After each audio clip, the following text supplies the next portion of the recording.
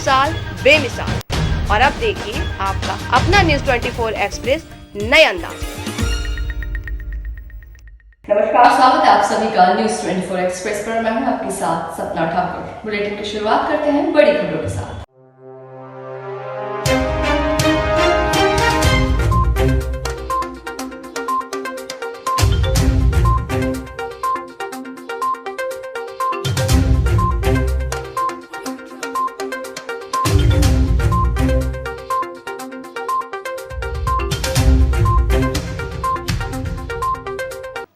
राजगढ़ में गीता जयंती के अवसर पर विश्व हिंदू परिषद बजरंग दल द्वारा शुक्रवार रात में भव्य शौर्य यात्रा और धर्म सभा का आयोजन किया गया। आयोजन के तहत नया बस स्टैंड पर देर शाम धर्म सभा का आयोजन हुआ।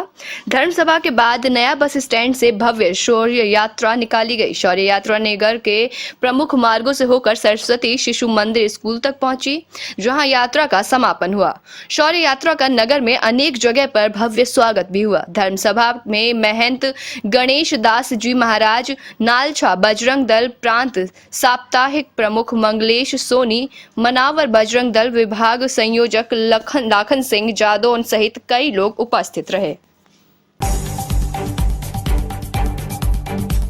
भागलपुर के समाहरणालय परिसर स्थित DRDA सभागार में स्वास्थ्य विभाग के द्वारा टीका लगाओ इनाम पाओ कार्यक्रम की शुरुआत की गई, जिसके तहत टीका लगाने वाले लोगों को पुरस्कृत किया गया और स्वास्थ्य विभाग के द्वारा समय पर टीका लगाने वाले लोगों को चिन्हित कर उनके बीच कई तरह के गिफ्ट भी दिए जाएंगे। कार्यक्रम का उद्घाटन DDC प्रतिभा रानी और भागलपुर के सिविल सर्जन उमेश शर्मा ने संयुक्त रूप से दीप प्रज्वलित कर किया। इस दौरान DC ने कहा कि तीसरी दहाड़ के बचाव को लेकर जो व्यक्ति अब तक टीका से वंचित रह गए हैं वो जल्द से जल्द टीका लगा लें और स्वास्थ्य विभाग के द्वारा लगी योजना का अंक बनकर लाभ भी उठा सकते हैं। जैसा कि सभी लोग जानते हैं, कोविड टीकाकरण जो है राज्य स्तर पर काफ़ी इस पे जोर है और कोशिश की जा रही है कि अधिक से अधिक लोगों का टीकाकरण हो और सभी लोगों को, जो भी एलिजिबल लोग हैं, सभी लोगों को टीकाकरण किया जाए।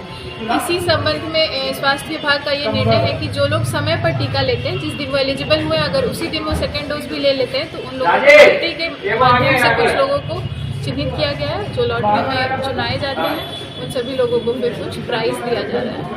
कितना है मैडम, कितना पुरस्कृत हुआ है? 2 तरह की प्राइज है इसमें, एक बम्पर प्राइज है और एक दूसरा प्राइज है। दोनों में जो डिसाइडेड है आइटम्स, वही आइटम्स जो है। कितने लोगों को सम्मानित? प्रखंड स्तर पर है 10 लोग हैं। अभी यहाँ पे कुछ लोगों को बुलाकर दिया जा रहा है और अन्य प्रखंडों में प्रखंड स्तर पर दिया जाएगा। 10 लोग जो है कॉन्सोलेशन प्राइज के लिए और एक जो है वो बम्पर प्राइज। जो नहीं लिए हैं टीका उनसे अपील? हाँ, उन लोगों से भी इसी दिशा में अपील है कि आप लोग भी समय पर अपना टीकाकरण कराएं। सभी प्रखंडों में और जब महाअभियान होता है तो और पंचायत स्तर पर भी रेगुलर स्वास्थ्य विभाग के कैंप लगे रहते हैं। जब भी आप चाहें तो आप टीकाकरण करा सकते हैं अपना। सभी लोगों से मेरा अनुरोध होगा कि अगर आपने अभी तक टीका नहीं लिया है तो जल्द से जल्द टीका लगवा लें, ताकि हम सभी लोग सुरक्षित रहें और कोविड की जो महामारी है उससे हम लोग दूर रहें। वहीं आज चारमा में पिछड़ा वर्ग समुदाय द्वारा अपनी 6 सूत्रीय मांगों को लेकर विशाल रैली निकाली गई। इस दौरान NH30 चारामा में यातायात 5 घंटा तक पूरी तरह से बाधित रहा। प्रदेश में कांग्रेस की सत्ता के बाद लगातार छत्तीसगढ़ में OBC एकजुट होकर अपनी मांगों को लेकर मुखर हो रहे हैं। OBC समाज रैली की प्रमुख मांगों में छत्तीसगढ़ राज्य में पिछड़ा वर्ग के 52% आबादी के आधार पर 27% आरक्षण दिए जाने, पिछड़ा वर्ग कल्याण विभाग स्वतंत्र मंत्रालय की स्थापना, परंपरागत वनवासी होने के नाते 5वीं अनुसूचित में शामिल करने, राज्य के त्रिस्तरीय पंचायत व्यवस्था में भारत सरकार के जनसंख्या गणना के आधार पर जिन ग्राम पंचायतों में पिछड़ा वर्ग के बहुलता है, ऐसे ग्राम पंचायत में पिछड़ा वर्ग के सरपंच का पद आरक्षित किए जाने और छत्तीसगढ़ सरकार एवं भारत सरकार द्वारा प्राथमिक शिक्षा से लेकर कॉलेज की पढ़ाई के लिए संचालित सभी आश्रम छात्रावास में पिछड़ा वर्ग छात्र छात्राओं के लिए 27% आरक्षण किए जाने सहित कई मांगे शामिल थी। और यहाँ पर हम रोड की लड़ाई लड़ने के लिए तैयार हैं। मैं आप लोगों को बताना चाहूंगी साथियों, जिस तरीके से पंजाब में और यूपी में आपका किसान विरोधी बिल लाया गया था, उनकी निरंतर लड़ाई, उनकी निरंतर संगठन नहीं बिल को वापस करने में मजबूर हुए।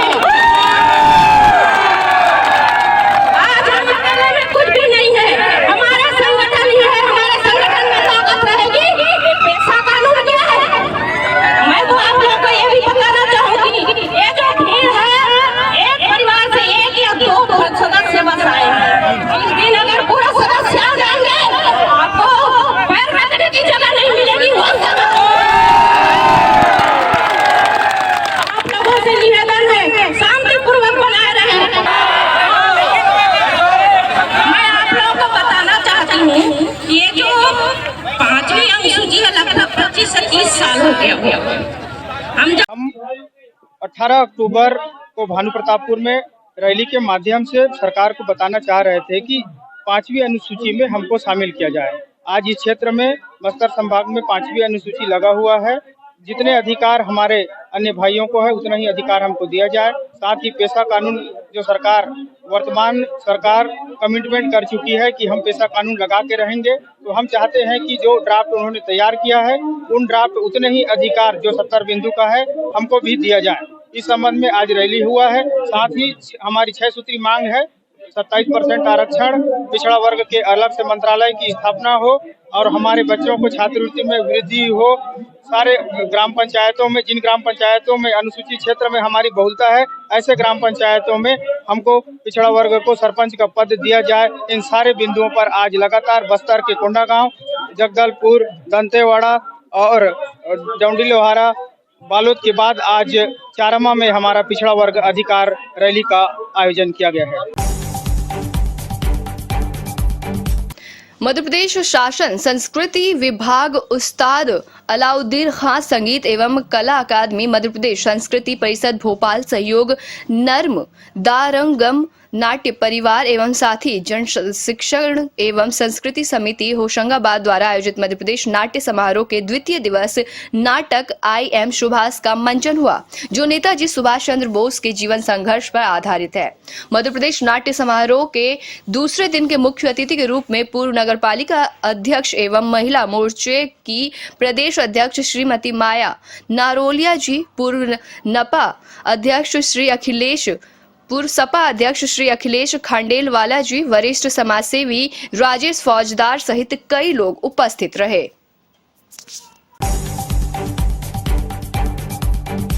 वहीं शिकोहाबाद की ब्लॉक प्रमुख प्रिया यादव के पिता विजय यादव निवासी गांव नसीरपुर के इस समय वर्तमान प्रधान भी हैं, जिनका एक शादी समारोह में नृत्य की साथ वीडियो वायरल हुआ है, जिसका लोग बड़े पैमाने पर आनंद उठा रहे हैं। लोगों की जुबान पर एक चर्चा का विषय बना हुआ है कि शिकोहाबाद की ब्लॉक प्रमुख प्रिया यादव के पिता विजय यादव ने अपनी पुत्री के बारे में ये भी नहीं सोचा कि इस हरकत के बाद उनकी छवि पर किस प्रकार का प्रभाव पड़ेगा। ये वीडियो बच्चे, युवा, बूढ़ी सभी लोग बड़े ही आनंद के साथ देख रहे हैं। ऐसे कारनामों से जनता के लिए क्या संदेश जाता है, ये तो सोचने वाली बात है। रुकते हैं एक छोटे से ब्रेक के लिए।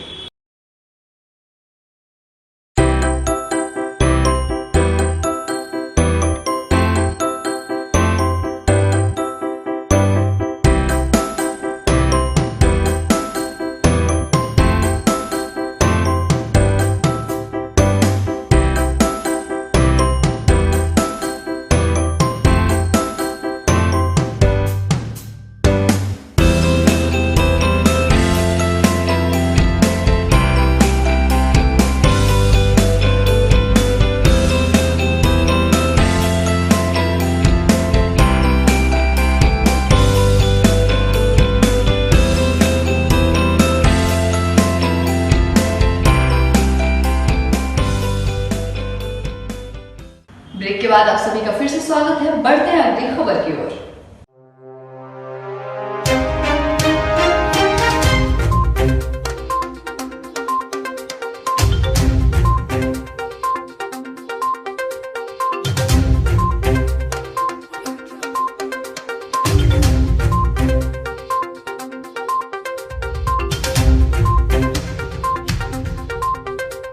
वहीं देश के सबसे विशाल 24 राज्य में कार्यरत एक वर्ल्ड बुक रिकॉर्ड के नाम दर्ज करने वाले ब्राह्मण संगठन के राष्ट्रीय ब्राह्मण युवजन सभा के राष्ट्रीय अध्यक्ष सिद्ध पीठ मां शाकुंभरी पीठाधीश्वर महंत स्वामी भृगुवंशी आशुतोष पांडे जी ने एक बड़ा बयान दिया है। उन्होंने कहा है कि उत्तर प्रदेश, उत्तराखंड के सभी सवर्ण भाई बहन तैयार रहे। सवर्ण आयोग के गठन को लेकर उत्तर प्रदेश में बहुत जल्द आंदोलन होगा।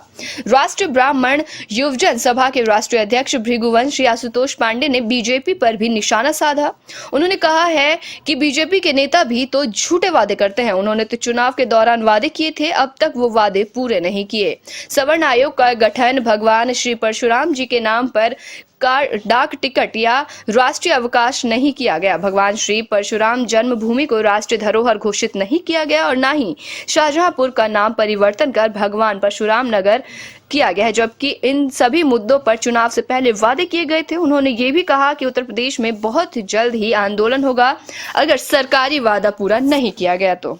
से आपने कहा कि चुनाव से पूर्व हिमाचल और मध्य प्रदेश की तर्ज पर उत्तर प्रदेश में सवर्ण आयोग को सरकार गठन नहीं करती है तो ब्राह्मण सभा और साथ साथ जो है महाराणा प्रताप सेना उत्तर प्रदेश में सरकार का खुलकर विरोध करेगी। देखिए, सबसे पहले मैं हिमाचल के मुख्यमंत्री को बधाई देना चाहता हूं। उन्होंने सवर्ण होने का एक पहल की है। उन्होंने दिखाया कि मैं एक समाज के हित में काम किया हूं। उससे पूर्व मध्य प्रदेश की सरकार ने काम किया है और मैं मानता हूं कि इसको केंद्र सरकार को हमारी मांग को मानना चाहिए। हमारी मांग है, आज भारत में मैं किसी जातिवाद की बात नहीं करता हूं, मुसलमानों की बात करेंगे। अल्पसंख्यक आयोग, हमारे मुसलमान भाई हैं, उनका भी विरोध नहीं कर रहे हैं, अच्छी बात है, उनके यहाँ भी गरीब लोग हैं। हम पिछड़े भाइयों की बात करेंगे, वर्ग के लोग, तो पिछड़ा आयोग है। हम अनुसूचित जाति के वर्ग के लोगों की बात करेंगे तो अनुसूचित आयोग है। ब्राह्मण, क्षत्रिय, वैश्य, ये लोग कहाँ जाएं? इनके लिए भी, इनमें भी गरीब है। पुजारी यदि मंदिर में पूजा कर रहा है तो वो भी गरीब है, और क्षत्रिय यदि उसमें भी गरीब है। ऐसा नहीं है कि हमारे यहाँ भी गरीब नहीं है। तो इनके लिए सवर्ण आयोग का गठन हो ताकि हमारी जो मांगे हैं, समाज की मांगे, सवर्ण आयोग में उठे। हम लोग धड़ न, इसलिए हम चाहते हैं उत्तर प्रदेश सहित 5 राज्यों का चुनाव आ रहा है, ये लोगों को सवर्ण आयोग का गठन कर देना चाहिए। पूर्ण बहुमत की सरकार है इनकी केंद्र में भी। और देखिए, हम लोगों ने, सब लोगों ने मिलकर भारतीय जनता पार्टी को जिताने का काम किया। विरोध किस हद तक करेंगे? हम विरोध, अभी हम लोग, हमारे राष्ट्रीय अध्यक्ष हैं महाराणा प्रताप जी के साथ में हैं हम लोग सभी, और 16 संगठन हमारे साथ जुड़े हैं। हम लोग बहुत बड़ा एक मीटिंग भी कर रहे हैं। उसके बाद हम लोग तय करेंगे कि 2022 में हमें क्या करना है। हम लोग चाहते हैं कि केंद्र की सरकार तत्काल इसको लागू करे, और जब किसानों की समस्या का समाधान कर सकते हैं तो क्यों नहीं सवर्णों की समस्या का समाधान करें। राजवर्धन जी, जिस तरह से जो आशुतोष जी ने कहा कि अगर जल्द ही अगर सवर्ण आयोग का उत्तर में गठन नहीं हुआ तो हम सरकार का खुलकर विरोध करेंगे। हालांकि इन्होंने कहा कि अभी एक इसके लिए बैठक होगी, मंथन होगा, लेकिन आपने पहले से ही घोषणा कर रखी थी कि अगर सरकार सवर्ण आयोग का गठन नहीं करेगी तो हम सरकार का विरोध करेंगे, नोटा भी दबाएंगे, साथ साथ काले झंडे भी दिखलाएंगे। देखिए, हिमाचल प्रदेश की सरकार को हम बहुत धन्यवाद देते हैं कि उन्होंने निर्णय लिया। ऐसा ही निर्णय उत्तर प्रदेश के आदरणीय मुख्यमंत्री योगी आदित्यनाथ जी को भी लेना चाहिए, पहला। दूसरा, केंद्र को भी ऐसा निर्णय लेना चाहिए। और आने वाले समय में अगर ये ऐसा नहीं कर रहे हैं, अगर यह लोग ऐसा नहीं कर रहे हैं, तो मैंने पहले भी कहा था, अब हमारा संयुक्त मोर्चा बनने वाला है जो 3 जाति विशेष पर बनेगा, ब्राह्मण, क्षत्रिय और वैश्य। ये 3 मोर्चा 3 वर्ग की बात करेगा और सवर्ण आयोग के गठन करने की मांग करेगा। उत्तर प्रदेश में महाराणा प्रताप सेना और ब्राह्मण महासभा और तमाम संगठनों को मानने वाले तकरीबन 2 करोड़ लोग नोटा।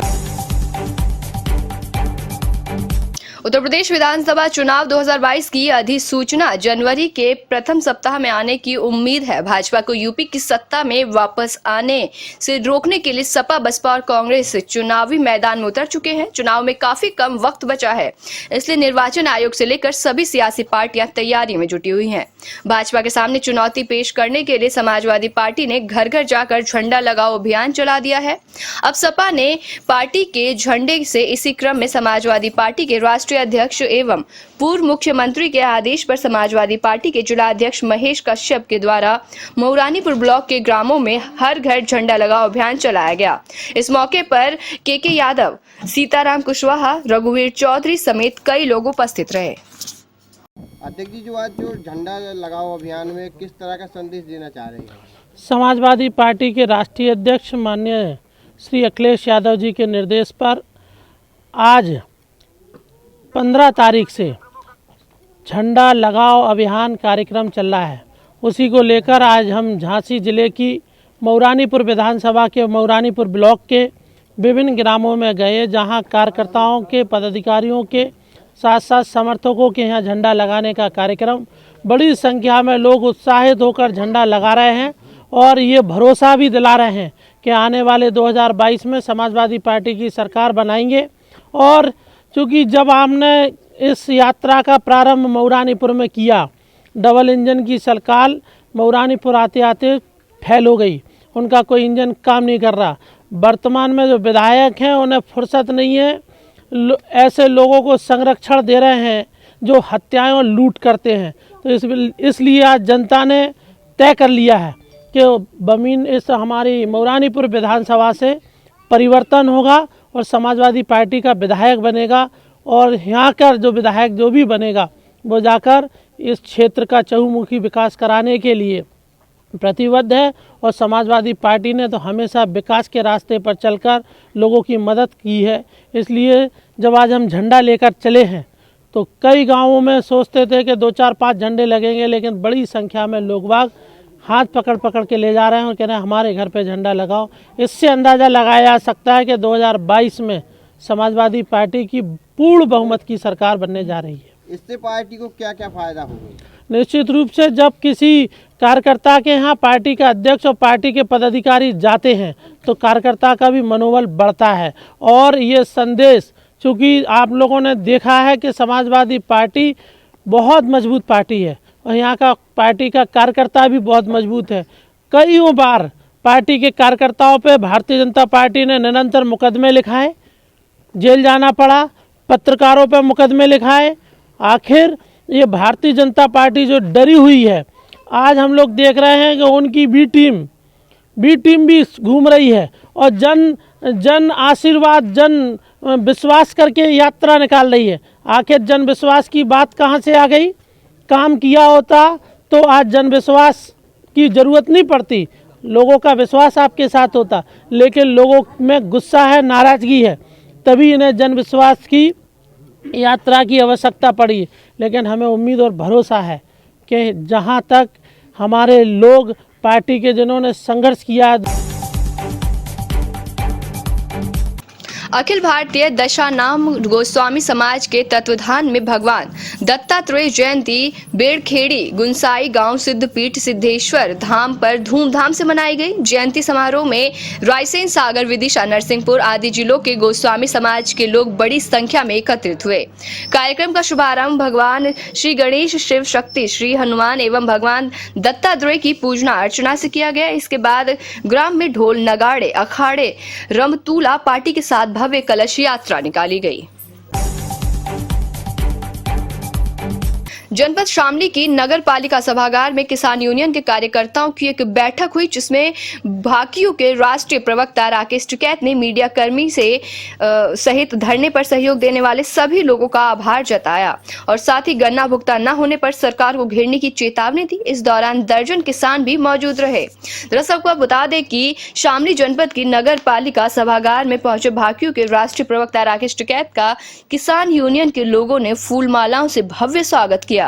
इस दौरान राकेश टिकैत ने मीडिया कर्मियों सहित धरने पर बैठे हुए सभी किसानों का आभार व्यक्त किया।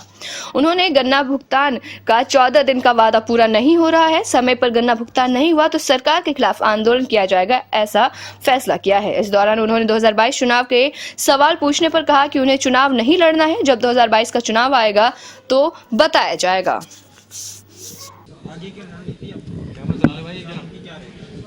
रणनीति ये रहेगी कि जिन लोगों ने आंदोलन में मदद करी उनका धन्यवाद हम सबका कर रहे, वो चाहे सफाई कर्मचारी हो, प्रेस के लोग हो, किसान हैं, नौजवान सबसे बड़ी संख्या में, तो सबका धन्यवाद है। और आगे का ये है कि यहाँ पे बिजली के रेट सबसे ज़्यादा उत्तर प्रदेश में है, गन्ने का भुगतान नहीं हो रहा है, गन्ने की बेल्ट है, एमएसपी पे खरीद नहीं होती, वो एक बड़ा सवाल है।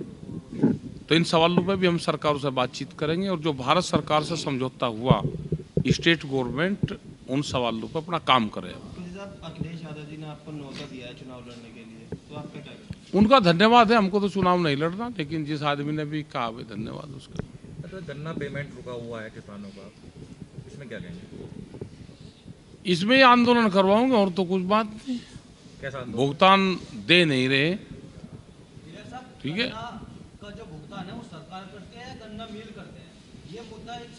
हाँ सामने आवे मुद्दा भाई। जब गारंटर लेता है ना कोई गारंटर, वो गारंटरों को भी पुलिस ढूंढती फिर रही, तो भाई सरकार इनकी गारंटर है, सरकार की जिम्मेदारी बनती है कि इनसे प्रेशर देकर इनसे भुगतान करवावे। वर्तमान सरकार ने एक बैनर लगाया है जिसमें लिखा है कि पिछली सरकार का 10,660 करोड़ रुपए तो बकाया है और वर्तमान सरकार ने 1,40,000 से भी ज्यादा का करोड़ गन्ने का भुगतान कर दिया है।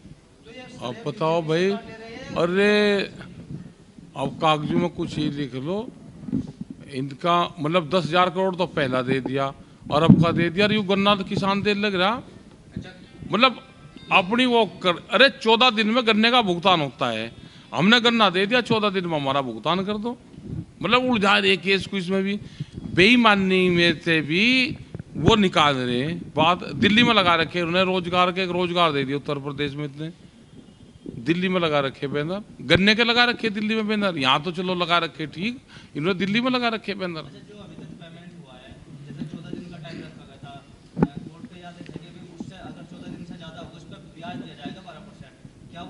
ब्याज कोई नहीं देता, ब्याज नहीं दे रहे ना, किसी को नहीं दे रहे। 2022 के चुनाव में क्या बातें दे रही है?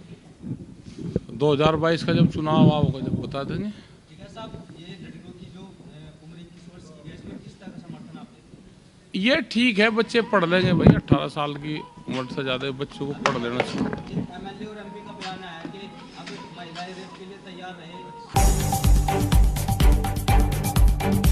सिकंदरा ब्लॉक की ग्राम पंचायत और आसपास के क्षेत्रों में पाला पड़ने से फसलें चौपट हो गई हैं, जिसमें डुब्बी के ग्राम रुएटा के खारवाल ढाबी में अविनाश खारवाल और मदन लाल मीना की सब्जियों की फसल, जिसमें बैंगन, लौकी, मिर्ची, टमाटर, गोभी और अन्य फसलों पर पाला पड़ने से लगभग 50% चौपट हो गई है, जिसके कारण किसानों के चेहरे पर मायूसी छाई है।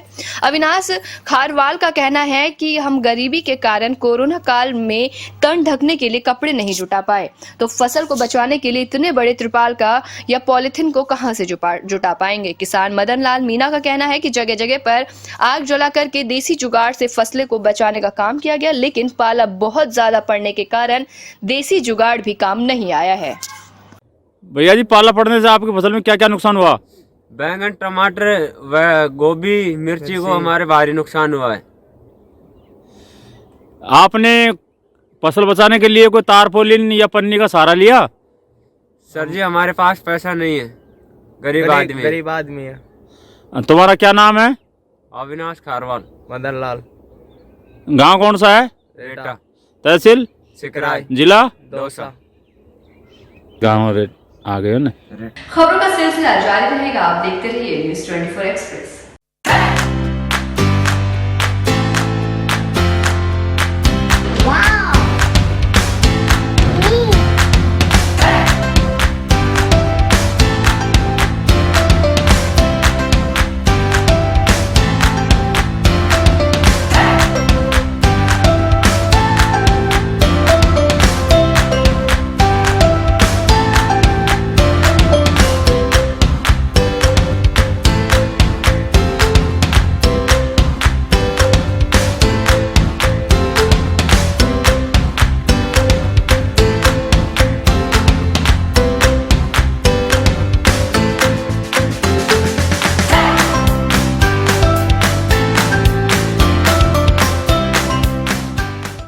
एक्सप्रेस के 2 साल बेमिसाल। और अब देखिए आपका अपना न्यूज़ 24 एक्सप्रेस नए अंदाज।